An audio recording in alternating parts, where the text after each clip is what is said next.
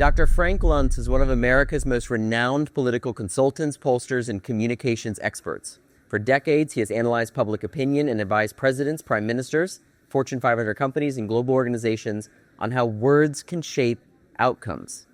Known as the most quoted pollster in the United States, Frank pioneered focus group techniques that uncover not just what people think, but why. His insights have influenced major debates on healthcare, the economy, and more, while his commentary remains in demand across media.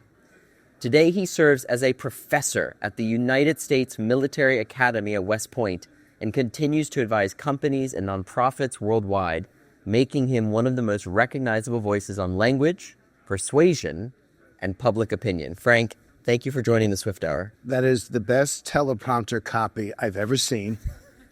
You read it so perfectly. This is part of what I teach people is look at the eyes. And I'm watching you, and I couldn't tell that you were reading that, except I just added you at the beginning of this program. So much of communication is not based on words. It's based on presentation. And I know the people, the quality, the caliber, the people who are sitting here right now, I may be known as a language guy, but the visual is just as important. And right now, frankly, the video is even more important. What we see matters even more than what we hear. So let's start from your broader big picture career, because I think you've spent decades studying how language shapes public opinion and, frankly, political outcomes. And talk a little bit about where you see us today based on that life experience. I want to have a conversation with America. I want to hear what America thinks and how they feel, and I want them to have the courage to speak up and speak out if they disagree. We don't listen anymore. The goal of a conversation is not to speak. It's not even to be heard. It's to listen and learn. And this is what I try to teach my cadets at West Point, that it is not enough to know the information, to know the facts. You have to be able to share them with others. You have to be able to engage. And that in every conversation, in every discussion, in every debate, we should be better off when we leave. And that's not the case in America right now. Did you see this coming? Absolutely. The coarseness, the meanness. And I listen to you all, and a few of these people will come up and talk to me when this is done. I'm trying to teach people to ask questions, not just to make statements. And I'm doing it to you a little bit here, but I value this. I know what I'm going to do with the video, which is I'm going to put it out to be able to explain to my students that there's an awesome world out there, and it's your responsibility to get to know it, to engage it, to make it a better place. And that's why I love West Point. I'm the worst person in the room when I sit there. It is not just about leadership.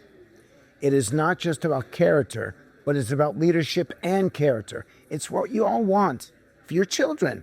It's what you all want for the next generation. Good people.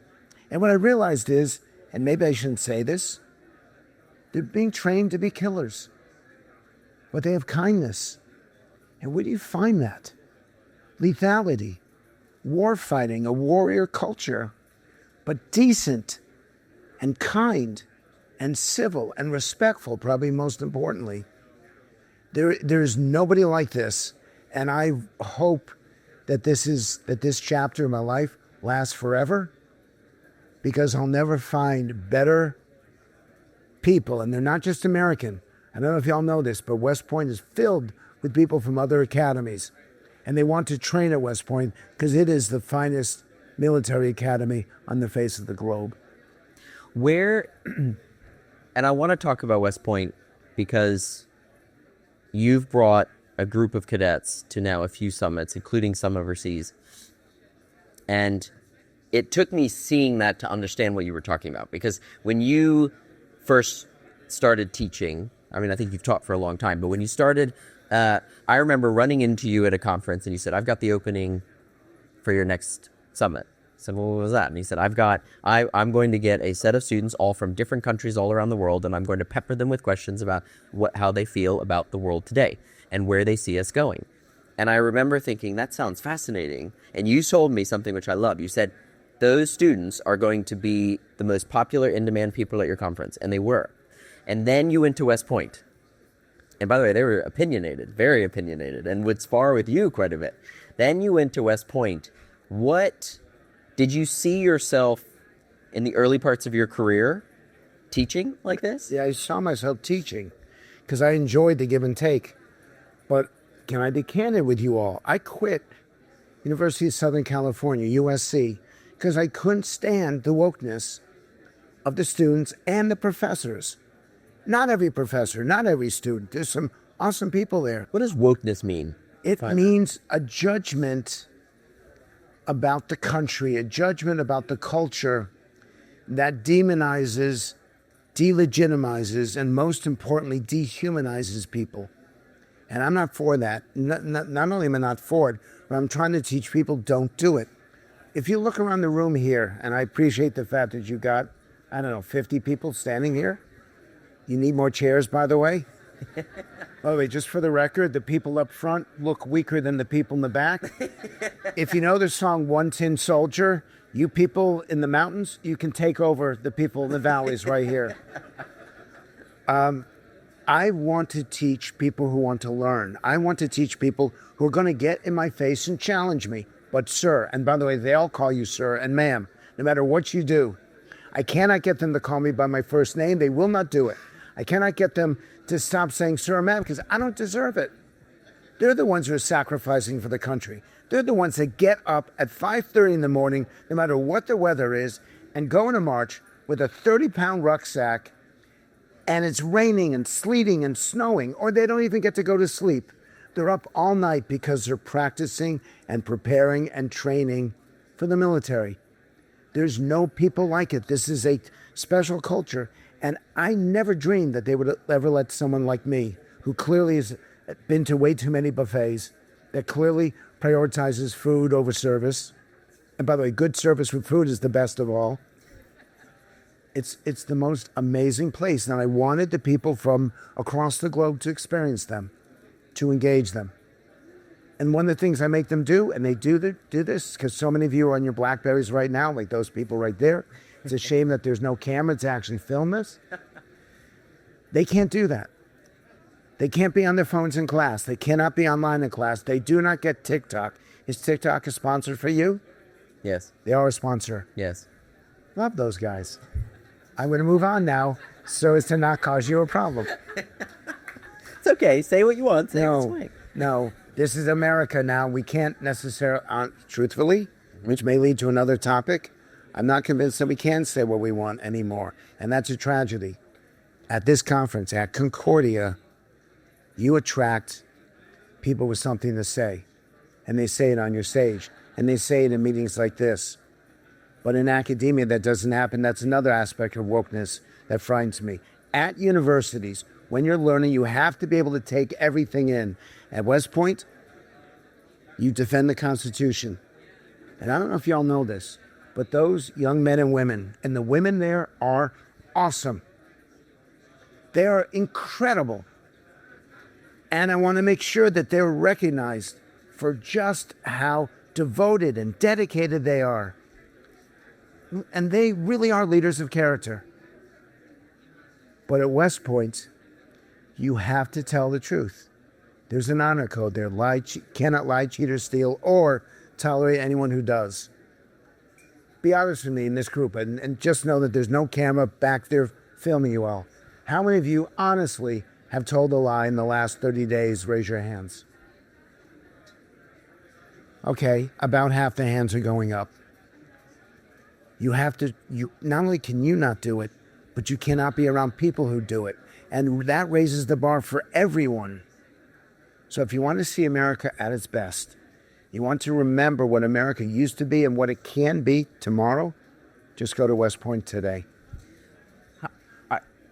I want to get to a bit more of why we are where we are right now. And I want to talk about the link to technology and, yes, social media as well.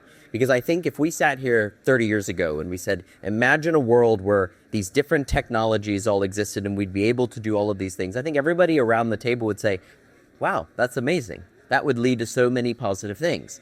Yet today, it feels like it leads to isolation.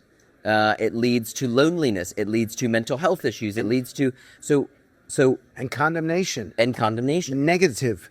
We're always trying to find the worst. And the reason why is that that's what people remember.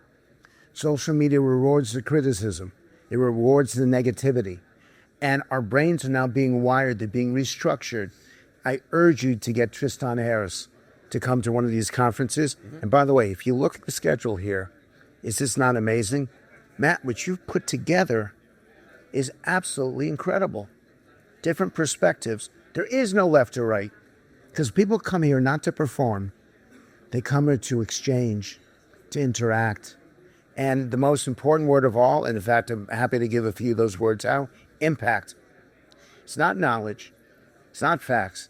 It's impact. How can you use this information to make a difference in our day-to-day lives across the globe and here in America? That's what you do. That's what's happened. Social media doesn't encourage that. There's no differentiation between fact and fiction. There's no differentiation between fake news, and I hate that phrase because it creates the worst thought process in us, and so we don't know what's accurate and what isn't. And I will say this to you all. There's nothing that matters right now in this society, and it's why I continue to teach. You can see I'm having trouble articulating. I had a stroke last year and one 5 years ago. And I don't like doing this because it's hard on me. But I want to do it because we've lost the truth. And that is the highest priority. Yes, the Constitution is our guide. It is our North Star. But without the truth, we will lose our democracy. And the truth matters most. And I ask you to demand that of every speaker in every meeting.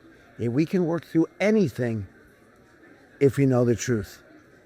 So I want to close with a bit of a prescription from you. And I know where you see West Point as the answer to a lot of this, because I think, and I agree with you, when I hear you say what you just said, I think about how do we determine who are the purveyors of truth? Because I think that's one of the things in the last few years that's gotten us even into almost even deeper trouble, which is we tried to force business leaders, or in some cases politicians in a lot of cases, to somehow be those purveyors of truth at a time when we don't trust those institutions at all.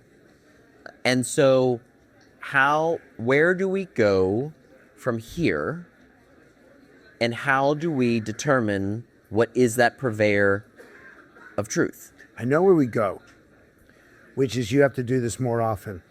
And I don't mean to cause your staff to have to work even harder. You can have to hire more people. Just do it. Because this conference has different perspectives from people with varying backgrounds from all across the country and all across the globe. And if you don't have that perspective, you won't know the truth. That's number one. Number two is that you need to get your news to inform you, not to affirm you, which means conservatives need to watch MSNBC, liberals need to watch Fox. I don't know if you know this, but MSNBC is the only news network with more letters in its name than viewers.